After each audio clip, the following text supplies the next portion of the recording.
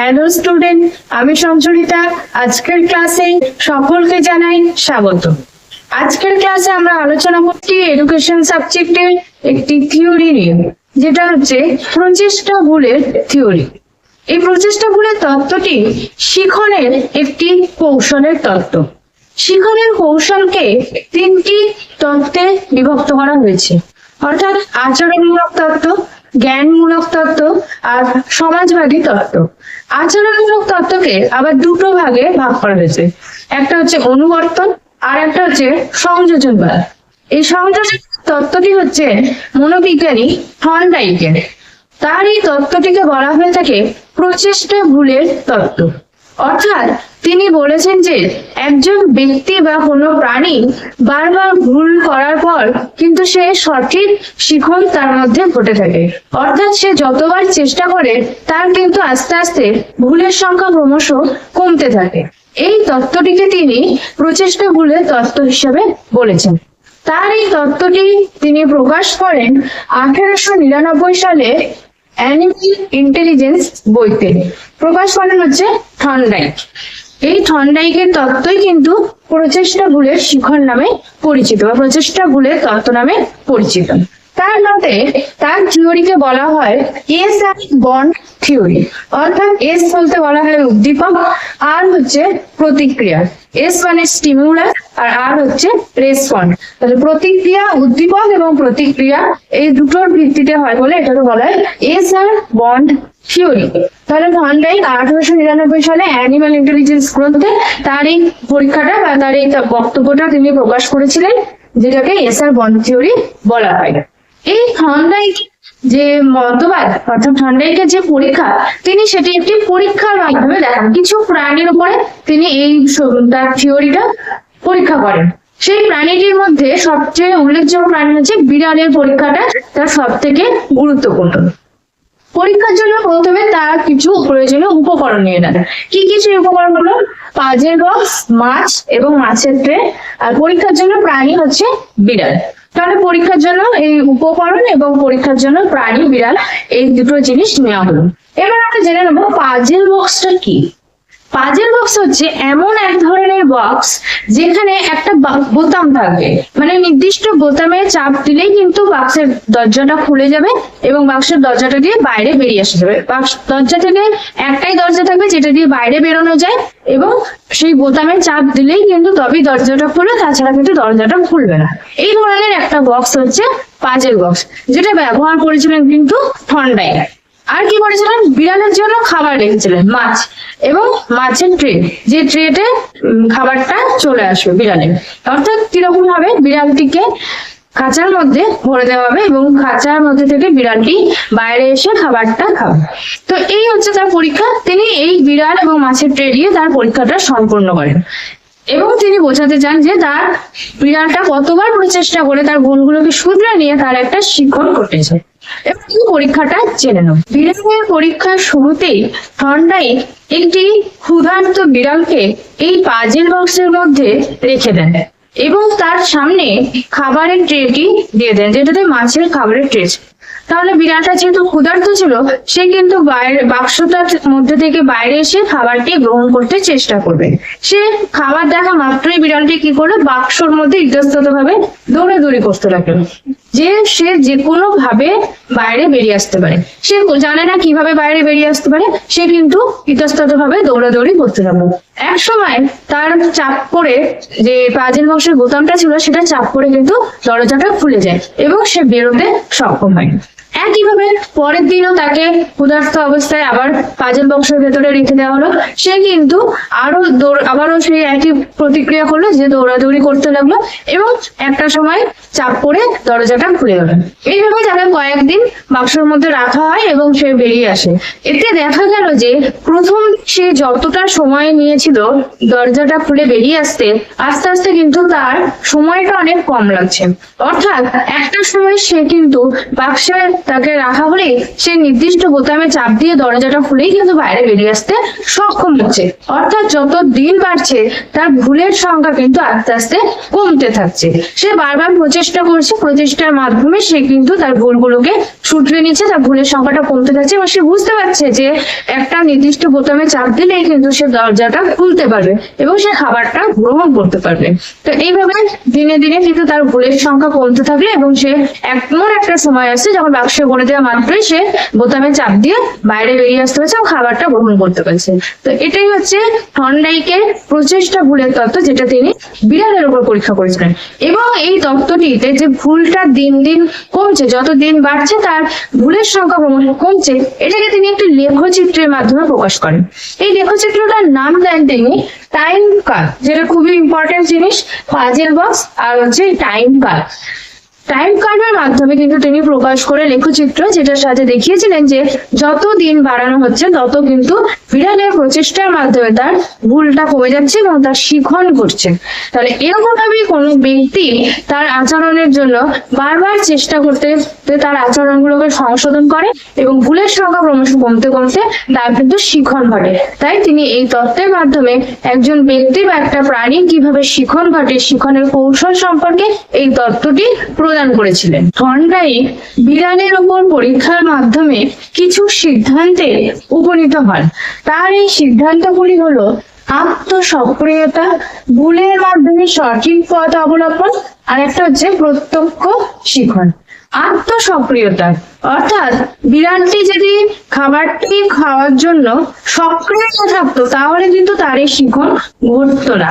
তাহলে সেই প্রাণীকে অবশ্যই কিন্তু আত্মসক্রিয় থাকতে হবে। এবং ভুলের মাধ্যমে সঠিক পথ অবলম্বন, বিড়ালটি বারবার চেষ্টা করার মাধ্যমে তার ভুলের সংখ্যা কিন্তু আস্তে আস্তে কমতে থাকে এবং সঠিক পথ সে কিন্তু খুঁজে পায়। এবার হচ্ছে প্রত্যক্ষ শিখন, যেটা বিড়ালটি কিন্তু নিজে থেকে একটা সমস্যাকে সমাধান করতে শিখলো। অর্থাৎ এখানে সরাসরি শিখনের কিন্তু সুযোগ থাকে, তাই এটাকে বলা হয় প্রত্যক্ষ শিখন। এরপর হচ্ছে এই প্রচেষ্টা ভুলের শিখনের কিছু বৈশিষ্ট্য আছে। বৈশিষ্ট্যগুলো কি? শিক্ষার্থীর সক্রিয়তা, যেখানে এটা বললাম শিক্ষার্থীর সক্রিয়তা বা প্রাণীর সক্রিয়তা, অর্থাৎ শিক্ষার্থীকে বা প্রাণীকে কিন্তু সক্রিয় হতে হবে, নিজে থেকে চেষ্টা করতে হবে। বিড়ালটি যদি ক্ষুধার্ত না থাকতো তাহলে কিন্তু সে চেষ্টা করতো না, সে সক্রিয় থাকতো না। সক্রিয় হলেই তবে কিন্তু সে চেষ্টা করবে এবং তার শিখনটা ঘটবে। তারপর হচ্ছে লক্ষ্য সম্পর্কে ধারণা, অর্থাৎ যে কাজটা সে করতে চাইছে সেই কাজটা সম্পর্কে তার কি লক্ষ্য সেটা সম্পর্কে কিন্তু তার একটা ধারণা থাকতে হবে। কোনো ধারণা না থাকলে কিন্তু সে এই কাজটা করতে পারবে না। এরপর হচ্ছে যান্ত্রিকতা, তার শিখনটা যেটা ঘটছে সেটা কিন্তু একটু যান্ত্রিক পদ্ধতিতে হচ্ছে, এটা হচ্ছে যান্ত্রিকতা। পুনরাবৃত্তি, বারবার করে চেষ্টা করার ফলে তার আস্তে আস্তে ভুলের সংখ্যা কমতে থাকছে। তো এটা কিন্তু বারবার পুনরাবৃত্তি ঘটছে, একই ঘটনা বারবার পুনরাবৃত্তি। বিড়ালটিকে যতবার ছেড়ে দেওয়া হচ্ছে সে কিন্তু ইতস্তত ভাবে বেরিয়ে আসার চেষ্টা করছে এবং এটা ঘটনা পুনরাবৃত্তি করতে করতে তার কিন্তু একসময় শিখন ঘটছে। ক্রমহ্রাস, ক্রমহ্রাস হচ্ছে যত দিন যাচ্ছে তত কিন্তু তার ভুলের সংখ্যা আস্তে আস্তে কমছে, এটা নিয়ে বলা হয় কিন্তু ক্রমহ্রাস। এরপর হচ্ছে বহুমুখী প্রতিক্রিয়া সৃষ্টি। বহুমুখী প্রতিক্রিয়া কি? বিড়ালটিকে যখন খাঁচার মধ্যে ছেড়ে দেওয়া হচ্ছে সে খাঁচার যে অংশটা দেখছে সেখানেই কিন্তু চলে যাচ্ছে, যখন যে অংশটা তার সামনে আসছে অর্থাৎ সে সেখানেই কিন্তু প্রতিক্রিয়াটা করছে। তো এটা হচ্ছে বহুমুখী প্রতিক্রিয়া সৃষ্টি। সে কি প্রতিক্রিয়া করবে সেটা কিন্তু ঠিক এক এক সময় সে এক এক ধরনের প্রতিক্রিয়া করছে। ফলের উপর নির্ভরশীলতা, তার প্রতিক্রিয়ার উপর কি ফল লাভ করছে সেটা কিন্তু ফলের উপর নির্ভরশীল, যে আমি পরবর্তীকালে প্রতিক্রিয়াটা কি করব। তো এটাই হচ্ছে ফলের উপর নির্ভরশীলতা। প্রস্তুতির প্রয়োজনীয়তা, শিক্ষার্থীকে কিন্তু এই ধরনের শিখনের ক্ষেত্রে নিজের প্রস্তুতি নিতে হয়, একটা প্রস্তুতির দরকার হয়, প্রস্তুতি না থাকলে কিন্তু এই ধরনের শিখন সম্ভব হয় না। জানা থেকে অজানা বিষয়, শিক্ষার্থী যে বিষয়টা জানে না সেই বিষয়ের প্রতি কিন্তু সে চেষ্টা করছে এবং সেটা আস্তে আস্তে সে জানা থেকে কিন্তু সে অজানা বিষয়ের দিকে চলে যাচ্ছে। অর্থাৎ যে বিষয়টি জানা ছিল সেই বিষয়টা থেকে সে অজানা কোনো বিষয়কে জানতে পারছে।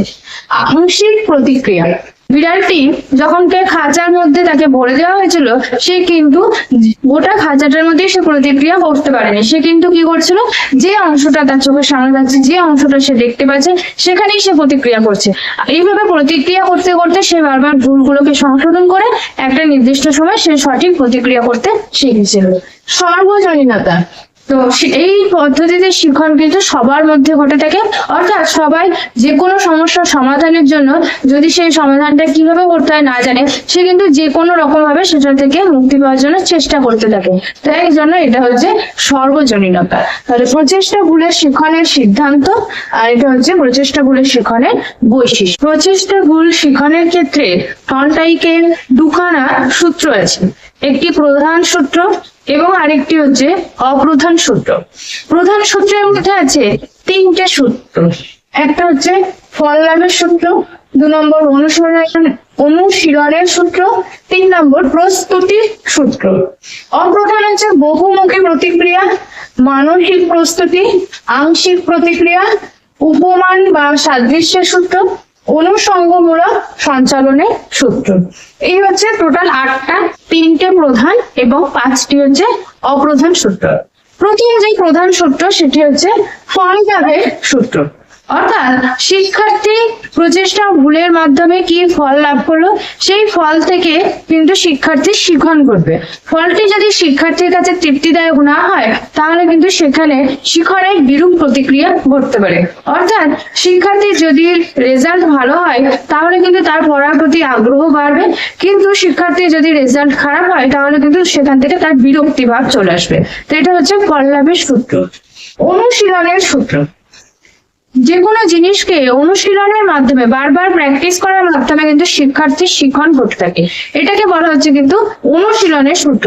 যদি সেই অনুশীলনটা বন্ধ হয়ে যায়, তাহলে কিন্তু সেই শিখনটাও প্রভাবিত হয়ে থাকে। অর্থাৎ অঙ্ক করার ক্ষেত্রে যদি অঙ্ক প্র্যাকটিস করা বন্ধ করে দেওয়া হয়, তাহলে কিন্তু শিক্ষার্থী সেই অঙ্কটা আবার পরবর্তীকালে ভুলে যাবে। এটা হচ্ছে অনুশীলনের সূত্র। অনুশীলন বন্ধ করে দিলে শিখনেও কিন্তু সেটি প্রভাব বিস্তার করে। প্রস্তুতি সূত্র, শিক্ষার্থীকে কোনো কাজ করার ক্ষেত্রে কিন্তু প্রস্তুতি নিতে হয়, মানসিক প্রস্তুতি যথেষ্ট দরকার হয়ে থাকে। যেমন শিক্ষার্থী যদি a+b² এর সূত্র শেখে, তবেই কিন্তু সে a+b³ এর সূত্র পারবে। অর্থাৎ শিক্ষার্থীর একটা কিন্তু প্রস্তুতি থাকতে হবে যে কাজটা করার আগে। তো এটা হচ্ছে প্রস্তুতি সূত্র। এবার হচ্ছে 5টা অপ্রধান সূত্র আছে, তার মধ্যে হচ্ছে বহুমুখী প্রতিক্রিয়া। শিক্ষার্থী কোন সমস্যা সম্পর্কে কি প্রতিক্রিয়া করবে সেটা কিন্তু নির্দিষ্ট থাকে না, সে যে কোনো ধরনের প্রতিক্রিয়া করতে পারে। এটা এই জন্য হচ্ছে এটা বহুমুখী প্রতিক্রিয়া। অনেক কিছু কিন্তু বৈশিষ্ট্যের সঙ্গে মিল আছে। বহুমুখী প্রতিক্রিয়া। তারপর হচ্ছে মানসিক প্রস্তুতি, শিক্ষার্থীকে মানসিকভাবে সক্রিয় হতে হবে, মানসিকভাবে প্রস্তুতি থাকতে হবে সেই শিখনটা ঘটার জন্য, তবেই কিন্তু শিক্ষার্থী সেই শিখনটা করতে পারবে বা শিক্ষাটা শিক্ষার্থী হবে। আংশিক প্রতিক্রিয়া, শিক্ষার্থী আংশিক ভাবে প্রতিক্রিয়া করে উদ্দীপকের উপরে।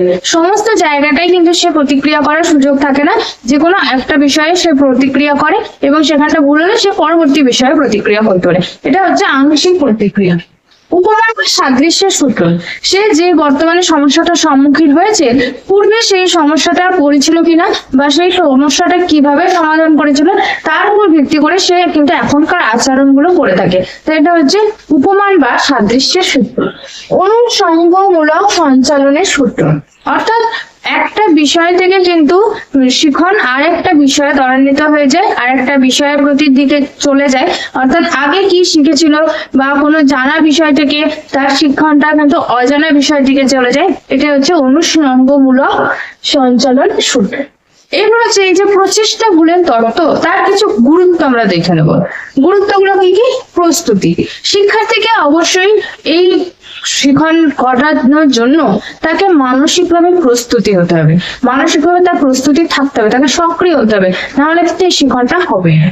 প্রেরণা, কোনো বিষয়ের প্রতি যদি তার তাড়না না থাকে, চাহিদা না থাকে, অর্থাৎ বিড়ালটি যদি খাবারের প্রতি চাহিদা না থাকতো, বিড়ালটি যদি ক্ষুধার্ত না থাকতো, প্রেরণা না থাকতো তার, তাহলে কিন্তু তার এই শিখনটা ঘটতো না। এটা হচ্ছে প্রেরণা। অনুবন্ধ নীতি প্রয়োগ।